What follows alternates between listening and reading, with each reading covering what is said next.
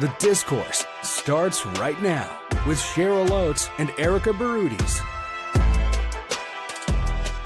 Welcome back to The Discourse.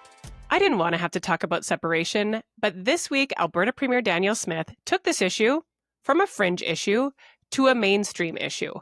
If you missed it, the Premier hosted a live address on Monday where she did not say that Alberta is part of Canada and always will be. She did not say Alberta will not separate from Canada. Instead, Premier Smith did what she does so well, which is say one thing while actively supporting the opposite. This week, the Premier said the government of Alberta would not bring forward a referendum question on separation. That's great. However, at the same time, she will support a citizens' initiative to bring forward the question. And just by coincidence, her government is making that much easier to do.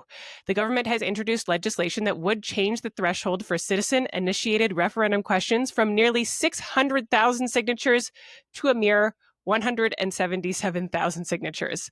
And just by coincidence, there is a group actively organizing for those signatures. No surprise, Take Back Alberta is pushing the petition along with the newly named political party, Republican Party of Alberta. The highly organized right-wing faction of the UCP is the same one responsible for taking down former Premier Jason Kenney in a leadership review, and according to their website, has now signed up 11,000 members. So all that to say, our Premier, the Premier of Alberta, is now catering to a right-wing separatist group to protect her own political interests, hoping to stop Alberta's united conservative movement from fracturing, and she is willing to risk Alberta's place in Canada and our negotiating position with the United States to do it. Erika, thank you for letting me get through all of that. So for anyone that's watching us on YouTube, I practiced the stoic Cheryl deadpan face during that entire thing so that I wasn't like giggling and the cutting into, yeah, no problem. I'm learning from the best. And so I want to address some of those things because I call bullshit on half of it. And if anyone ever didn't know that you were a partisan hack for the NDP, that little speech there really highlights it. So I want to go back. That was not partisanship. That was Alberta and Canadian pride. That has nothing to do with my allegiance to a political party. But I can still have pride in being Canadian. I can still have pride in being Albertan. I can still have pride in all that. But I have to point to the fact that there's a lot of people frustrated. So you know what? You might think that, the message on Monday wasn't needed. I will say, as someone that is hearing from people about the desire for independence, desire for separation, seeing some of these, what used to be relevant groups like Take Back Alberta. I know you said highly, organized and motivated. They are motivated, but these entities and a newly formed Republican Party, which I've already said how stupid that name is to mislead people, but and that it might be more for selfish reasons than the overall movement and sentiment. But those people know that I already feel that way. But so coming back, I think that there is a lot of frustration and that there is a need and was a need for the Premier to get in front of this. I actually think, and I want to get your opinion, is how she did it. So she used her, let's do a video and address folks without taking questions, get the message out there, and then do a press conference the next day. I feel like you as a communicator should actually appreciate the strategy that was behind it. She did it before Carney and Trump's meeting.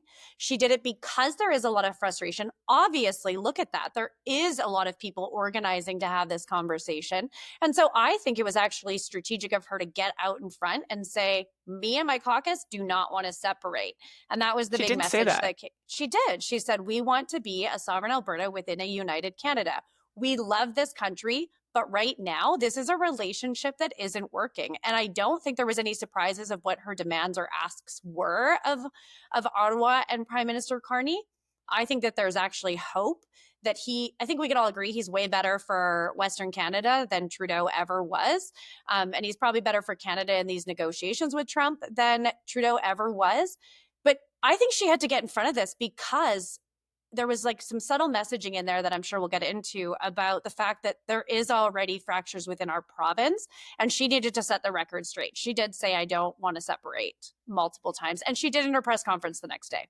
Okay, so let's just talk about if she really wanted to get in front of this, if she really wanted to get in front of it, one, don't lower the threshold to let people bring forward the question. Like, number one, that's a great way to get in front of it. Second, if you want to get in front of it, I agree. Go out and do what Danielle Smith does, which is talk about all the reasons that Albertans are frustrated and a path forward to fix them and say, we do not need to separate to get these things done. Just kill it. Just kill the whole idea of separation. Kill it with facts. The fact that this would not make Alberta more economically stronger or sustainable. Kill it with all that Canada brings to Alberta, as Alberta brings to Canada as part of the country. Just say it's not going to happen. But she didn't do that.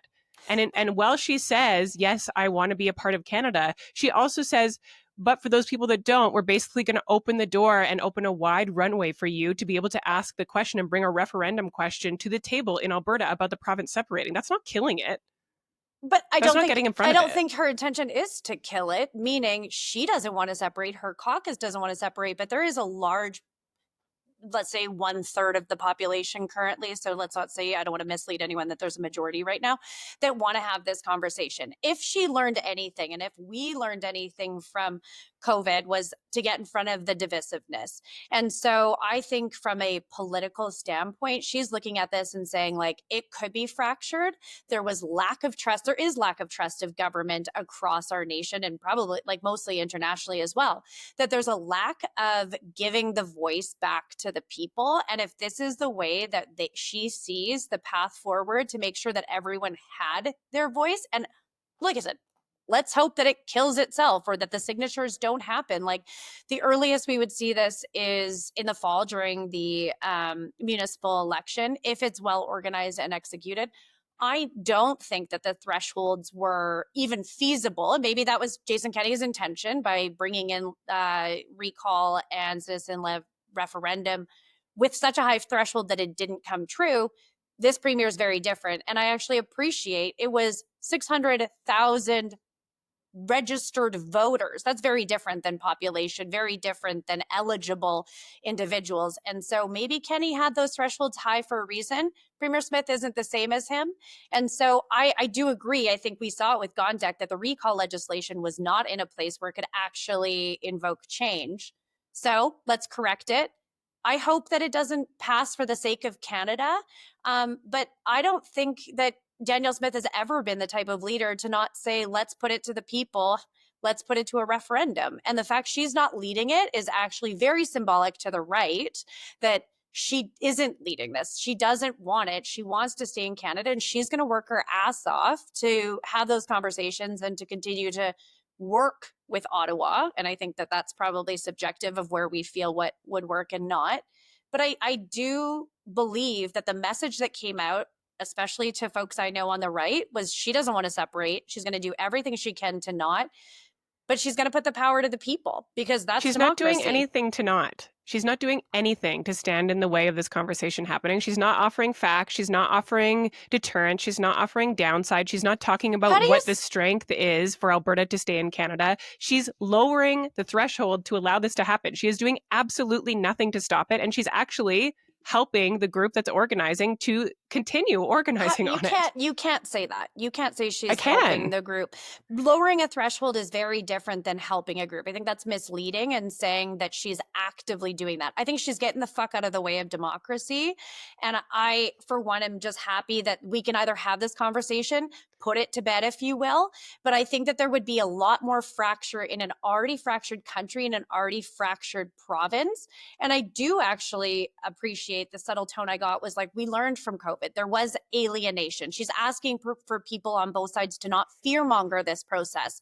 And so I think I'm actually really happy with how this announcement came out. And I'm not, we know that I've criticized a lot of announcements or how they've rolled it out. I think it was strategic to do before the Carney-Trump. And I know we'll get into the aftermath of that. But I do think that she did a good job of getting that message out and actually really talking to Albertans through that about, like, this is probably going to get uglier before it gets better. That relationship with Ottawa and the conversation we're going to have inside. But I give her credit for actually having it, as opposed to letting people go rogue and go and maybe even hit those high thresholds. But that to me is scarier of what the future of Alberta looks like. But she didn't stand in the way of any of that. That will all continue. In fact, she's invited it. And like there is a place for a premier to be in this. And if you are the premier of a province within a country, that should be your position. And there is also a democratic mechanism for groups of people organized as a party to run on a specific mandate to separate from the rest of the country. We call those elections. And this is an existing party. They have a specific mandate that they're seeking. They're looking for a majority of the electorate to support them in that. They can run in the next election. We do not have to give them a bigger stage to collect petitions on and lower the threshold to bring this to a referendum. We have elections for this reason, so people can weigh in on what the future of the province is. And I think what you're referencing is, and JP Emmanuel asked this of the premier actually he was saying in Quebec, there was a party that literally ran on this mandate, that ran on separation and then had a mandate. He asked her, do you have a mandate? She said, no, I do not have a mandate. That is why it's going through this process. So I actually think that it isn't the same as Quebec situation in any way, shape, or form. I don't think that the impacts are the same as Quebec, and I know we'll get into that. But I think that's what you were talking about, is that there is a way to have a political party that could run on that. I think what the premier sees is getting in front of the fractured environment that we are having. Like I said, I hear from people I never thought, Cheryl, would be like, I'm so sick of this. Like, what does independence look like? And I'm like, I don't know. And like, why are you asking me? That is But the there's people that responsibility of aren't the government. ideological. But this is the responsibility of the government to help people understand that picture, because right now there are no facts out there. And what I think the government is worried about right now, it's not about making sure that people have a democratic voice. They do. That's what elections are for. This is Danielle Smith protecting her political power. And we have seen Take Back Alberta, which is now aligned with the Republican Party of Alberta. We have seen how organized this group can be in the past. And as we know, in a united conservative movement in Canada, that far right sect of the party has to be a part of the United Party, or we have two parties. We've had this in Alberta over multiple election cycles. Danielle Smith is worried about losing that piece of her party before the next election. And so this is another example of her saying one thing while quietly supporting another and holding her party together. And she's doing it to the detriment of the province and to the detriment of Canada's negotiating position. And I hear what you're saying, but I think it's quite hypocritical because of how, let's look at this side by side with COVID, where the government was making a lot of decisions and shutting things down and not allowing this conversation. And you've said it shouldn't be politicians making these decisions. And so in this case of the referendum, it's like, it's not going to be. Let the citizens bring it forward. We learned a lot about how That's not an analog. But it is. It is to say comparable. listen to doctors and scientists during an epidemic, during a pandemic. Listen to citizens, versus, like the people. No, that's not the same thing. But I would argue that there's not saying, like, listening to experts, which in this case of what is the future of Alberta, experts in that case, sure, medical professionals, the chief medical officer, I would have done things very differently. But I don't think it's fair to say that the politicians should step in when it's convenient for your party for them to do so and not convenient. Here I'm saying this is the case of a citizen initiative for a referendum. These are the experts on what do we want our province to be and do. How can you how can you argue with that? Because there's no facts associated with it, Erika. This is people saying, I'm mad, my feelings are hurt, I didn't get the prime minister. No, there is no. Give me one fact associated with this argument right now. That the economic disparity of our country, we have a whole entire cleavage and regional entity called Western alienation. There is discontent. That's not a fact, that's a feeling. Okay, so that there's the economic detriment that many of these policies have on our GDP as a country, as our economic prosperity, with our natural resources. There is a lot of fact about leaving. It is. There's literally economic figures that say we are not equal. And there's literally economic figures and history that demonstrate what even having a conversation about leaving the country can do to a province's economy. And no one's having that conversation. The people who are talking about leaving are not talking about what Alberta gets from leaving. They're not talking about what's at stake if Alberta leaves. They're saying, we're mad, our feelings are hurt, we didn't get our way, and we want to talk about leaving. Those are not facts. Those are feelings. And we're not having a real conversation about what the implications are. Being a part of this, a government that's not helping you on carbon tax, now removed, I get that. But I'm saying, like, these people are looking at the bottom line of what it costs to live here.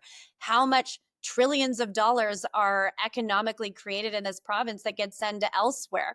They look at what it means for, again, the hardships of not having our natural resources being able to flourish, from a farmer's situation of how much the commodity is being impacted by lack of cross jurisdictional partnerships. Okay, but you All don't of these get things. you don't get to trade more with Canada if you leave Canada. And, Like, and that's those not are how it things later ends. on how, like, we're also talking about, do you want to look at independence? I don't know what the citizen-led initiative question would be. It's, do you want to separate, would be a very different question. And I don't think have the same support, as opposed to, do you want the government to look and explore what independence looks like? Because there are a lot. It's not also asking, do you want to be the 51st state, right? Which I think would also not succeed as well. So we're all talking in hypotheticals of what that question driven by the citizen-led referendum or initiative is going to be. I think that there's very different questions that could be asked. And I know I would answer no to some and maybe yes to others. And so there are a lot of people, again, this noise isn't going to go away just because the premier says, we don't want to leave. And so I think that from an environment of a province in which we live in, this was really, she's put back into a corner, and so is Carney. Like, neither of them are in easy situations.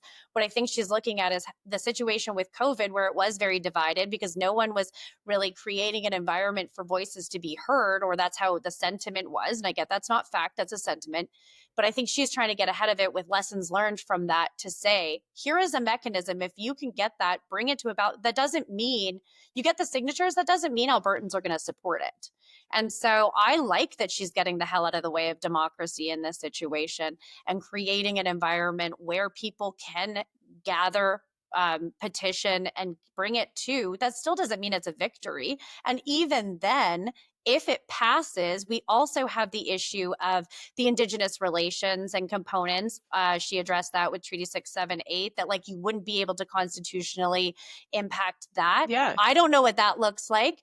Again, there's a lot of questions of what ifs as this process unwinds. But I think the first thing is ask Albertans how they feel about this and do they want to move forward? Because they're yes, they have a sentiment, but they have a sentiment because of their bank accounts, because of the hardships that they've had both financially, economically, as a collective, as a province, but also as an individual household or community. And I don't think it's fair to ignore that. I'm not saying ignore it. I'm saying, like, I'm not saying that anyone's frustrations are not valid. I think those frustrations are totally valid.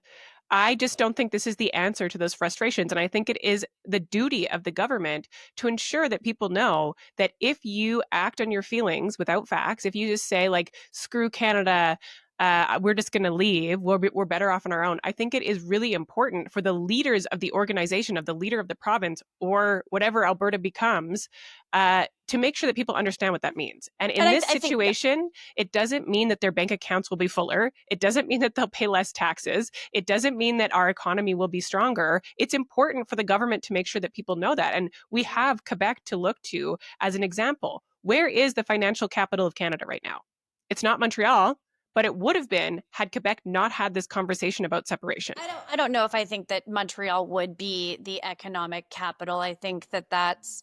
What do you mean? Banks fled. Banks that were set up in Montreal left you got during your that financial conversation. Institutions, but a bank is a bank and a financial entity where natural resources, commodities, all the other things that make other provinces richer is not something Quebec holds. It's a different conversation for sure. We're talking about resource economies, but who are we going to trade with? We don't have Alberta's. Let's just imagine Alberta's independent. First of all, capital is not going to invest in a place that is so unstable that it's having a conversation about whether it exists inside a country. So there's that as a starting point. Quebec's credit scores were downgraded when it had this conversation. It didn't even leave the country and its credit scores were downgraded. If we believe like 40% of our trade right now is done with Canada, that is not going to get stronger. It's not even going to maintain if we talk about and if we decide to leave the country. These are the kind of conversations that people aren't having. They just say, oh, we have oil, we're better off on our own. When the truth is, we need the rest of Canada to be successful. And we don't have the infrastructure set up to be a country on our own. Right. And I'm not disagreeing with you on that. I wish everyone would educate themselves on every decision, like I hope in every election that people vote on. When you ask But the people, government should do that. but the government should create a space. They're doing these fair deal 2.0, whatever you want to call it. I don't know how I feel about it yet. Hopefully it creates a situation where it educates people as much as shows options, because you're right. Like, we don't, the numbers with CPP, and the reason why I think that conversation was shut down was because you couldn't prove that we were going to be richer, more prosperous with leaving the CPP, right? And so I think, like, if I'm giving you credit, it's like, yes, I get that there is numbers that are not tangible. I do think that people see as if we left, we get to control our natural resources, which is easier said than done, meaning we are landlocked. We've got to export. We would still need Canada as a trading partner. So what does that look like? Or the states, like, we again are landlocked in the sense that we're going to have to make partnerships somewhere. It's, again, not like it's easier said than done. These are all questions that I think people should be educating themselves on.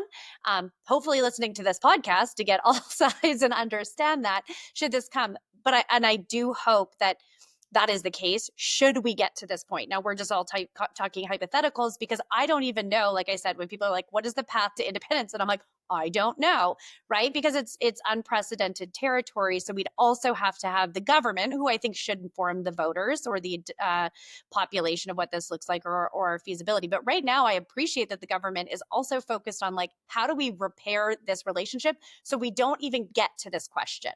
But sorry, I just think this is the spot for the government to intervene. Like, I'm not opposed to having the conversation. I don't want to kill the conversation. I've said that from the beginning. When we, like, pat people on the heads and push them to the side and say your feelings are not valid, that's when that sentiment and that resentment bubbles up. I've said from the beginning, let's not dismiss this as just fringe voices. Let's have the conversation.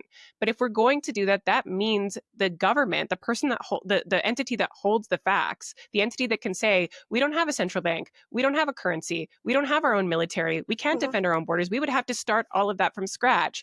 It is really important that the government comes to the table with that information so as not to breed misinformation, because right now we have groups talking to themselves about what a beautiful world this would be if Alberta was its own country, and they have none of those facts to work with. And so I think it's important the government comes in early and paints a realistic picture of what it is we're talking about. And you know what, maybe as you were saying that, I'm like, maybe that's the purpose of this second fair deal panel, because it is going to be experts that could probably break down those questions in roundtable town hall discussions. And so at first I was like, I don't really get this. Like, what are we going to get different than what Kenny got in the fair deal panel with some of those measurables? We're still talking about them. They're still on our list to Ottawa. So perhaps that's what the government's next version of these discussions is to, like, actually roadshow and educate, like, okay, you're serious about independence. Here is how, like, this is the questions we have to address as a government. These are the infrastructure pieces that we will have taken away from us should we leave Confederation.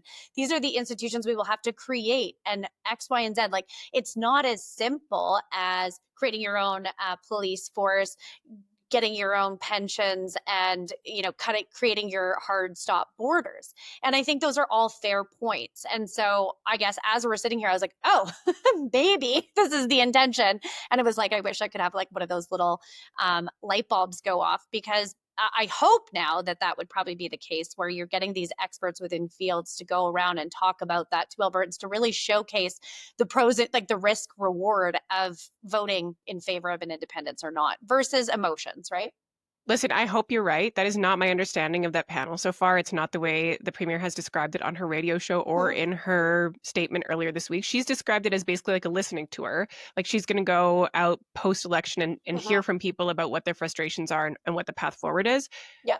Maybe there's time to shape that. Like, maybe there is an opportunity to go out and share information. Like, my fingers are crossed. I hope you're right, because that would be a really big move on behalf of the government. But so far, that is not what it has been explained as. You know, I wanted to add another thing here too, because I think it's interesting how, I mean, Danielle Smith is not standing in the way of this conversation happening, but it would be really interesting for her to paint a picture for Albertans about her criteria for the federal government at the moment that she also laid out in that address, and how it is at odds with Alberta's independence or separation.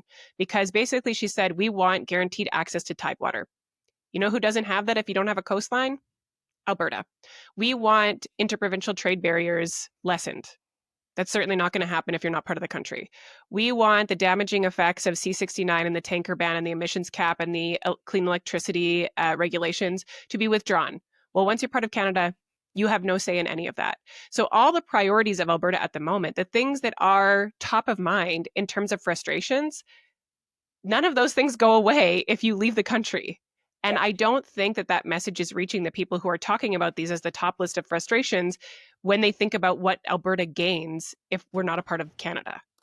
Yeah, but I would say I think you're going from A to Z quite quickly. And do I think I'm following you? Absolutely. But there's people that are still stuck at CDE. And those are the people that are still in the stage of emotion-led decision making. And so I think she is saying, go through that process. It doesn't happen overnight. I don't know if some of these people are ever, you could put all the information, the people leading this charge, I don't think maybe would come around based on all of the information that's given. So it is up to the government to share that or to put those, weight it side by side or entities to do that as we move forward. But I think if the government did it right now, it would actually fall on deaf ears of the people that hopefully she could convince or the people that are on the fence in 6 months, knowing that this might be a tangible conversation and where they're looking to navigate. I think if you come out too early, it's going to fall on deaf ears. And so I think what she's saying is you go do your thing over there. You go through your citizen-led initiative. As that's happening, we're not even going to entertain that because we don't want that. And we're going to focus on repairing the relationships in hopes that those things are addressed between us and Ottawa. And then that conversation doesn't even need to happen. But I think for asking her to get out of the way of doing it. Now, I do want to ask you something because I think it's very interesting on Nenshi's approach of coming out and be like, just do it. And it's like, I have not heard of a more political purpose. He knows what would happen if that happen. He knows that that's taking away from everything that she's trying to accomplish by putting it to the people or the group that's frustrated to let them take it through the process while trying to repair the relationship. So what do you think Nenshi's strategy besides like just his ongoing fear mongering tactic that we've seen? So this came up, I mean, this was part of his speech at convention over the weekend where he basically used Brexit as an example of, basically like calling the bluff of those who wanted the question to come and said, just call the question. But at the same time, he talked about where that went with Brexit and where that ended, and we all know where that ended up. And then he dared Danielle Smith to bring the question and said, just bring it. We know you're a separatist. Just bring the question, and Albertans will have their say. And I think that's really dangerous because of all the stuff that we've talked about. I think it's really dangerous because having the conversation, bringing the question, Alberta really putting forward a referendum question on separation, causes so much instability. It is so harmful. It would be so harmful for our economy today as investment makes decisions about where they're going to invest their capital, but also for the future. It would be so reputationally damaging for the future of the province that I hope the question never comes. And I think it's really dangerous for opposition parties to dare governments and dare separatist movements to bring it because I never, ever want to get to that point. I agree with you. I think the conversation is worth having. I want it to be a conversation of facts. I really hope this does not come to a point where the conversation we're having about Alberta, on a realistic level, is that we're truly voting on this referendum. Yeah. And so just so I'm clear, because what I did hear is the danger of what, say, Naheed Nenshi said at the, am I correct in saying you wouldn't advise him to have taken that approch that he did at the convention? Well, he's not asking my advice. No, that's fine. I always say, what would Erika do with this government? No, I would. I think, if you, and truthfully, like, it was almost at odds with the rest of his message, which was so pro-Canada, so pro-Alberta, so important, like really underlining the importance of Alberta within Canada and how we all identify as proud Canadians first. And then to say at the same time, like, just call the question, I think it was what was at odds with his overall message. And so I just don't think it fit there. And I think it's dangerous rhetoric. Yeah, I would agree, because just looking at, again, what the positioning is, he has been pro Canada. He has been pro Carney, right? Like everything I saw from Naheed Nenshi was like elbows up. And then just to come out from left field, no pun intended, and say that, just call the question is like, I don't give any Fs about the state of Alberta. I was surprised that that was his tactic as well. And not just because maybe I guess I should say I wasn't surprised, because he has a so far a history of maybe not hitting the mark, but I just didn't follow it. So I get where your sentiment is. It must have been I mean, frustrating. it's always a delicate balance, because Mhm. as the opposition, you want a line, you want a sentiment that that resonates with people, and that you can say over and over, and that sticks with people, and that sort of like captures the feeling of the population. And so I understand the tactic. I just think the messaging was a little off. Well, Like especially to just what it sounds like in line with the rest of his tone, that it was kind of, like I said, came out of left field. So Yeah, it just didn't add up. The rest of his stuff was great. Like I love the pro Canada stuff. I think a lot of Albertans really are looking for someone to be offering that sentiment right now, and the premier's not doing it. Mhm. I love the proud Albertan stuff. I think it's important that the opposition also play their role in sharing information about what this conversation really comes down to. And so, yeah, that was just off brand with the rest of the tone of his speech. Before we move on to kind of the Carney-Trump conversation that just happened, I do want to ask, because like it's so weird how the conference that happened with the Alberta NDP this weekend wasn't super covered. I saw some comments.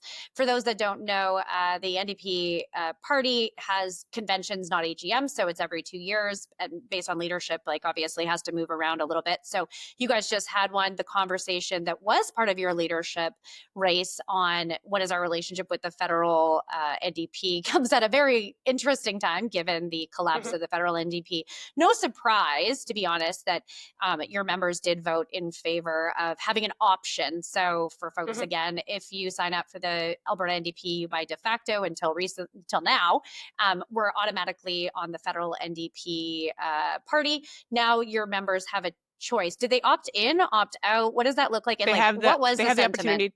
Yeah, they have the opportunity to opt out. So Okay, so by basically, de yeah, facto, you would still be in, but you can opt out now, so that yeah. you would just hold an Alberta NDP membership. Okay, and Yeah. what was the sentiment of that? I mean, or I guess like even from the counterparts, and I don't think Alberta NDP would care as much as maybe the federal party on what that looks like for them as they Yeah, rebuild. I think the federal party is, you know, fine. Like I think this is a different conversation than what has happened previously about the parties actually separating, constitutionally separating. Mhm. And so and that has a lot of other implications if we were actually to go down that road. And personally, I mean, I've said this before, I think is a total waste of time, because for those who feel that our ties to the federal party hurt us on the doorsteps, the line to come back to voters and say, actually, we've constitutionally separated now, is it Mhm. doesn't hold any water. So for me, that would have been on the convention floor, that would have been a robust, passionate, emotional debate from all sides. And I don't think it would have made progress for us. So the conversation about, if we look at how people just voted in the last election, if we look at what our provincial voters, what their federal voting patterns look like, we need more than just federal New Democrats to support the party. Does that necessarily mean they become members? No, but it doesn't disqualify people who feel passionate about supporting another party and also want to get involved with the Alberta NDP. And so it's opened the door to basically say, we're a big tent. You're welcome here. You don't have to necessarily align fully with the federal party. And there's lots of things we have disagreed on over the years. You don't have to necessarily align fully with the federal party to feel like you have a home in the Alberta NDP. And I think that was a good place to land at this point. Yeah. It seems like it's kind of a squishy middle. But I will say I agree with you being a conservative, which parties always put conservative in their name, whether that's good or bad. And same with like liberals. Um, it is hard to differentiate. I remember door knocking in, what was it, 2021. And that's when Kenny wasn't liked, and it really hurt the federal conservatives. And in that case, James Cumming in Edmonton Center, who I was helping out. And so, like you being into semantics of like, well, we don't operate under their constitution, us being like, well, that's a federal jurisdiction or provincial jurisdiction, and no one cares. So I get that. I get that sentiment. And then the other one, and I'll just say my hypothetical is just to clarify because I did see the only thing coming out of the convention was like Nenshi got 89% by members in a delegated convention. And so for our listeners, that is basically each, in this case, a constituency association would have X amount of spots. And those individuals, the PC party used to do it. So, and this Federal Conservative Party of Canada does it. So I have gone through a delegated process. It does make for simplicity of knowing what's going to go whichever way on the policy floor, as well as usually getting a high score. So Sass Party does it. I think Scott Moe and Brad Wall have never got lower than 95. I think Rachel Notley was always high 90s. So my interesting observation is like for Danielle Smith to get what she did as a 94.5 is a pretty unheard of. And I know you gave credit to her for getting that in a one member, one vote. You hold a membership type of thing where you don't have capped number of attendees, et cetera.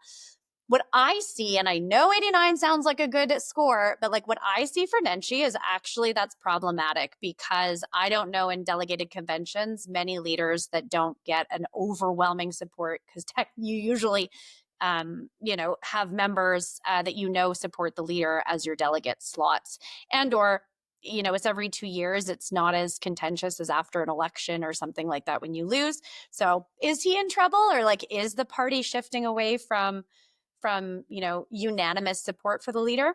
No. Yeah, I mean, his numbers compared to Rachel's numbers, Rachel had like astronomical numbers. Yeah, she was like 96. Anyway, she had same as like Scott Moe and Brad Wall too. She had astronomical numbers. Naheed still won an overwhelming majority of support from the delegated convention. Like there's no world where you can say 89.5% is a bad score. And it's actually higher than it was in the leadership. So that means that, there's still some holdouts out there, but the amount of support within the party is not shrinking, it's growing. And, I think the numbers will probably go up as he starts to, demonstrate the positioning of the party and his ability to influence people and move numbers ahead of the next election. I think a lot of people are still waiting for him to prove himself.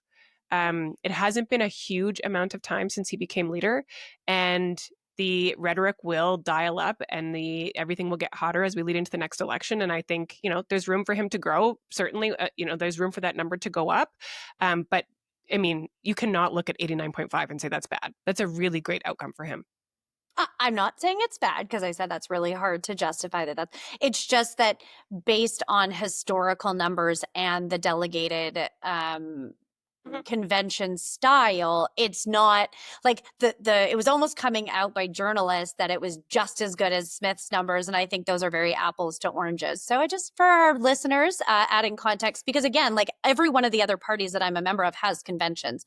I wish the UCP had it. It's a lot easier from a management of like everything from venues to time on policy, et cetera. And even from a management of leadership race. So apparently Danielle Smith didn't need that. But I was just being curious of if there was chit chat on the floor about that number. Because you do expect. I heard no chit chat. I think people were pretty happy with nearly 90% of the floor supporting him. Well, we'll see once he continues to talk. Speaking of people talking, our lovely president south of the border and our newly elected prime minister met. I'll give you the hot take of what you thought and how that meeting went between the two of them. So I watched the whole Oval Office media 34 minutes or whatever it was. It's long. And I thought Carney was quite impressive. And, that's sort of subjective right now because it's hard to like set the bar of like what success at this point looks like. But it was a really improved relationship from Justin Trudeau. He did not get Zelensky'd in the Oval Office. He found moments to interject. I love that, and Shannon Proudfoot wrote this in her op-ed in the Globe and Mail this morning, which I loved. Like he made his way into the conversation multiple times. And he did it with a lot of grace. It's not like he stood down on the issues that Canadians really would have wanted him to speak up on when things like annexation of Canada or us becoming the 51st state came up. He found a very diplomatic way to interject that got Canada's point across, had him stand up for his country, but did not allow the conversation to devolve into the kind of shouting match and emotional conversation that happened with with Zelensky in the Oval Office earlier this year. Yeah, I'll definitely say it. If we can summarize it, it's like Trump likes Carney and wants like or I don't even know if likes the right word, respects Carney a lot more than he respects Justin Trudeau. And I think just as a Canadian, like the way that Carney conducted himself and actually toned down Trump, it wasn't the Trump show, which I think would have been the case with Trudeau, is like get walked all over. I loved the one part I really liked was his analogy after Trump went over, like, I'm in real estate, and all this stuff, using that. He used that analogy back on him. And it was like, well, in some real estate situations, there's things that are never for sale. And in this case, that's Canada. And so he did take the oxygen out of the room. I don't know if, this was strategic by Trump to not elevate it. Now, for anyone that didn't watch it, like there's nothing that really came out of it on the tariffs are gone, what that looks like. This was very much a friendly introduction meeting. So I don't think I was going into it expecting Canada to come with demands and them to negotiate that. This will be longer than that. But I will say, in comparison to what we saw with Trudeau and conducting himself going toe to toe with Trump, it was definitely very different. And I thought during the debate when Carney would kind of put his hand in, that was like a debate soul tactic, but it's clear. Like so he kept being if like, I may. Yes. Oh, yes. If I may. And then they actually he looked to the moderator in both scenarios to interject. So I do think he held his own. Again, to Canadians that haven't watched, like nothing's changed now.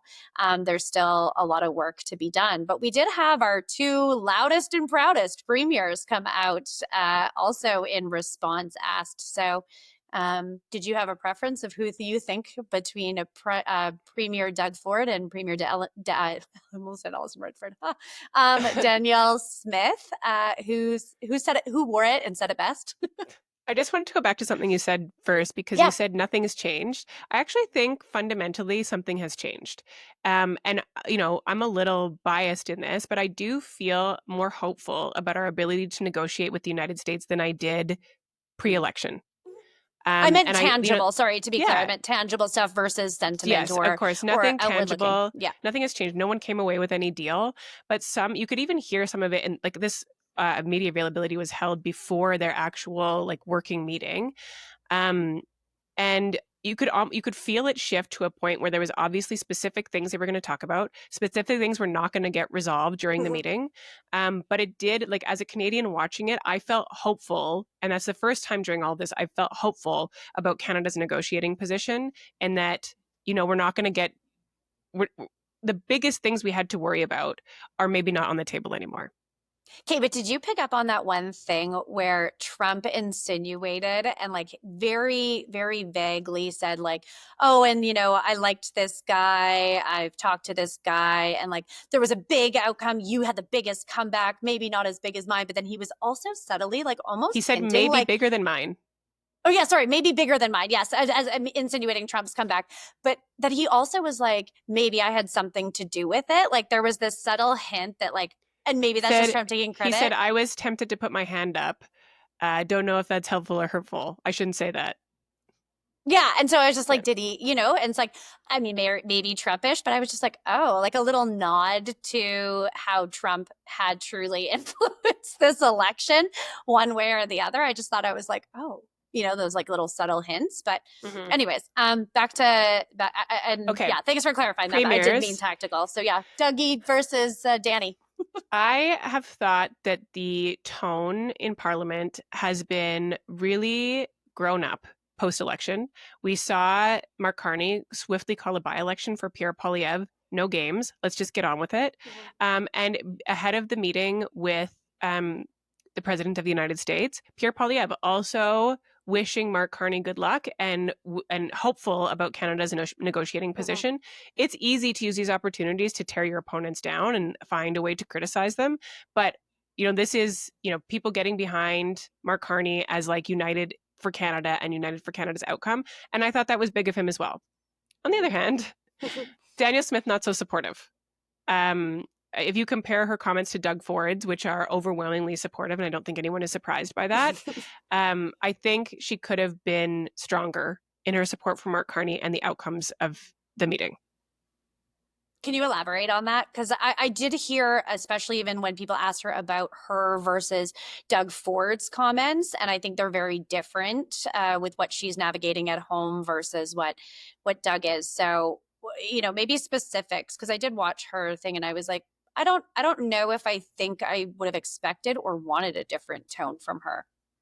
Yeah, I mean, politically, she's in a tough spot because she can't really applaud her political villain, right? Like that's really off-brand for her. But I think that might have been nice to hear once in a while, to say I really appreciated the way Mark Carney came to the table, or I really appreciate the reset in the tone, or I'm hopeful about what Mark Carney's going to do with the president of the United States. She didn't say any of that. She didn't really offer Mark Carney any kudos or any acknowledgement of any success on this file. And maybe we'll get there. Maybe we'll get there when the tangible results are, you start to feel and see it. But the tone from her compared to Pierre Poilievre, compared to Doug Ford, was noticeably less supportive. Yeah, I mean, and kudos. I think Pierre handled it really well. No surprise, like you said, from Doug Ford, who is basically stands in the shadows of Mark Carney and wants to be him, it seems. With Premier, I did find that it was how the question was asked of her too. It was in comparison to Doug Ford, or saying you and Doug Ford differ on this issue, and they were trying to really get into less about her and Carney and more about her and Doug. So I think a lot of the coverage did look at that, of how Doug approached it versus Premier Smith. Mm-hmm. I do think, again, you and I talked about her initial statement of congratulatory note to Carney could have been shorter and a little bit less about Pierre. A little more genuine. Yeah, just short and sweet, less is more here. But I did find that when she said, I had a very productive meeting with Prime Minister Carney, where I think this is going to be a healthy relationship. I do think we're seeing better, a more appropriate tone from her in that regard, about okay, now the real work's done. I think she could have pivoted really hard and been he's having a constructive meeting with Prime Minister Trump, talking about Canada's interests. I look forward to having that same type of conversation with him about Alberta's interests. I think she could have just pivoted away. Not about Alberta for 1 second. What if she just but she's said the premier? She did say about Doug Ford. But she's Doug a province in Canada. She could just go say thank you to the Prime Minister for his work in the United States today. Good job. We look forward to this relationship continuing, and we appreciate the reset. But Doug didn't do that. Doug said exactly about we look forward to this conversation about what it means for our workers, et cetera. So he talked as Premier of Ontario. I think all of them should. What does this mean for our province? We don't have to raise all our grievances every single time, is my point. You could just, she did a whole public address on it on Monday, where despite resetting the relationship, she did a public address about how much she hates Ottawa. So I feel like she got her message out. I don't feel like we have to take every single opportunity to talk about all the things we hate about Ottawa. Yeah. Yeah. And I'll take that, saying there is this, look here, like we said, here's those 9 conditions last time we were joking that her statement didn't need to be as long, but be still sitting here, or be bumping this to the top of your inbox. Good job today. Yeah. Good job today. Hope that, let's continue those types of constructive conversations. Yeah. Yeah. But she is the Premier of Alberta, so I would like her to scream and shout about Alberta, just as I expect Doug Ford to. We might just have different advice on how we would advise the current Premier of our province, if asked. Before we wrap up, some interesting developments for the Speaker of Alberta's legislature, Nathan Cooper. I know. So Nathan Cooper will be leaving his post and heading down to Washington in the coming months, which for those that are nerds like me of our parliamentary system and legislative process, that will require now a new vote of the Speaker, which is done by the Legislative Assembly, not the public, and they will elect a new Speaker. Obviously, they'll need to do so once Cooper's term is done, to be able to conduct the legislative business that happens in session and obviously outside. So we have 3 by-elections coming down the line. We got Rod Leola. If the government ever calls it. Okay, so I was thinking about this. Like, do you just call all three? That's hard on any party apparatus. Just call them. Okay, but then what's your strategy? Because like no one can put. So this is where I look. I'm like, NDP won't spend any time in Old Didsbury Three Hills because they have no hope in hell of winning. Because Nathan Cooper, even as speaker, who says moderate, is still one of the highest elected Conservative votes in the province. Strathcona, we have our candidate in place, great young woman that works at the legislature building, but it's former Premier Rachel Notley's riding. It's a federal NDP stronghold. It's going to be tough. And then she's running there. And then you got Ellerslie. So does each party do 2 of 3 and like really campaign, or do you spray and pray? Like, what do you think the NDP is going to do with 3 by-elections, whether they're all called at the same time, which from a taxpayer's perspective is pretty helpful. No, it would be so weird for them not to just call them all. Like if you're going to call them. The UCP just got their candidate in Edmonton Ellerslie on Saturday, and it's former MLA Naresh Bhardwaj. So all the UCP candidates, I guess with the exception of Nathan Cooper, will be there. What's the ticking time clock for the 6 months for the by-election for Nenshi? I don't know. Well, I guess was it January? Rachel 1? was done January 1st. Yeah. Okay, so we're coming up on it. Yeah. But to call it, so we have 6 months. So but maybe that like we dragging might even that out as long as possible. Like we saw this like gracious move from the Prime Minister of Canada to say, of course, we want the leader of the opposition in the House. That is democracy, and Conservatives celebrate it. But when it comes to the leader of the opposition in Alberta, let's hold out as long as humanly possible. Listen, then she had a lot to learn. He had his try. He said, no, thank you. And Erika, now... you spent a whole podcast saying this guy needs a seat in the House. I know, but he had one in Lethbridge and he didn't want it. It wasn't good enough for him. Now I think watching him speak, I'm like, this guy could have a little bit more time behind the scenes to get ready to say, what is he going to say in the House? As a UCPer, I want him to be in the House because I think that's where he's going to be like, blah, blah, blah, blah. And Albertans will really get to see him. So I don't know why this by-election hasn't been called sooner. Now, but it's going to be interesting. Like, do they call them and are they waterfall effect? Because I don't know how quickly they'll do the nomination in Old Didsbury Three Hills. I'm sure the UCP will have no trouble finding a candidate there. The problem is, how many do you get? That's true. Yeah. So that's 28 days right there, which would put us over the 6-month mark. But hopefully they're all happening in tangent and we just get those elected officials. Now, Rod Leola, not allowed to run for you guys? And in what? In the by-election? I can't imagine that he will have left his post and come back in, but I am not privy to the rules on that. What do you mean his post? Like he gave up his seat to run federally. It would be hard for him to come back in. I was like, he didn't win, Cheryl. No, I'm just mean like you don't get to like walk away. Well, the mayor of Edmonton did. So different rules, but I don't think he was welcomed back with open arms though. Yes, I don't think he was dismissed by the Liberals, and I assume I was just confirming. I wouldn't think it would be quite a great opposition research information to have if he was. I just didn't know if it was like official. That's all. Yeah. But no, so we assume that you'll have a new candidate at some point, and we'll have candidates in Old Didsbury Three Hills. So lots more exciting election stuff. So much content all the time. Well, that is another week of the Discourse podcast.